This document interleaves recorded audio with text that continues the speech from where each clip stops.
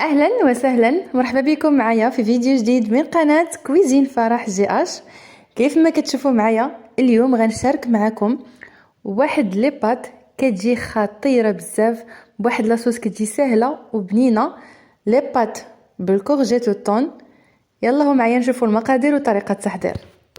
بسم الله على بركه الله. نبداو بالمقادير وطريقه التحضير في نفس الوقت باش ما يجيش الفيديو طويل كالعاده. غادي نجيبوا مقله درت فيها هنايا زيت الزيتون زيت الماء اذا خلطتهم، يعني كديروا واحد خرب بشويه شي تقريبا شي نص كاس. غنديروا هنايا الثومه حكيتها،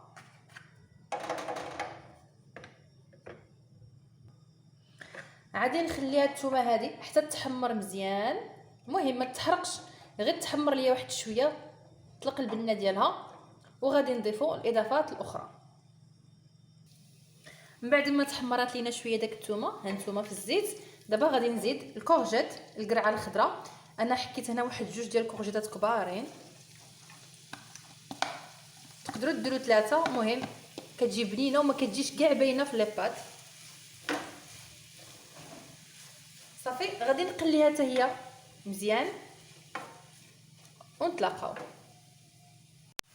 وكيف ما كتشوفوا معايا بعد ما تقلات ليا داك القريعه بحال هكا، دابا غادي نزيد طوماط سوريز، غير واحد الكميه هكا، واحد زليفه صغيره ديال طوماط سوريز.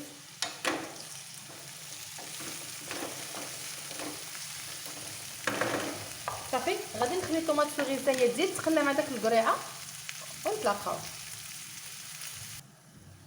ودابا كيف ما كتشوفوا معايا بعد ما تقلت ليا الطوماط هذه سوريز هانتوما وتعلكت ليا مع داك القرعه، راه ما كيجيش المذاق ديال القرعه باين نهائيا. دابا غادي نزيد واحد الاضافه اللي كتزيد بنه هذا الطبق هذا، وهو الطون بالزيت ديالو. ودابا بعد ما ضفنا داك العلبه ديال الطون كنفرتوها هكا مع هاد لاصوص. وغادي نزيد تقريبا واحد جوج مغارف ديال السوليس ولا ديال اولا، انا عندي هنايا اولا حتى سوليس هي كتجي زوينه. صافي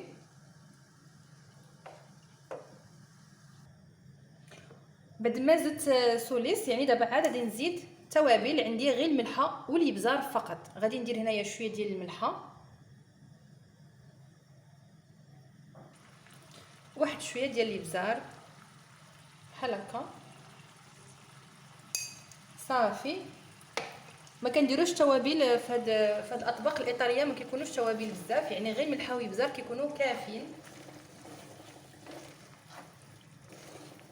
بعد ما زدنا التوابل غادي نزيد واحد شويه ديال المعدنوس قطعته في الهشوار رقيق، حتى هو كيعطي بنه زوينه لي بات.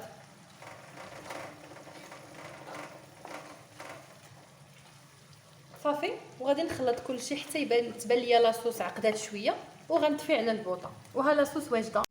هانتوما بعد ما لاصوص ديالنا طابت، شوفوا ليا لاصوص كيفاش دايره خاسره وزوينه معلكه، كتجي بنينه بزاف. الكورجيت راه ما كيجيش باين نهائيا بالناس اللي ما كتبغيش الكورجيت. بالنسبه لي بات انا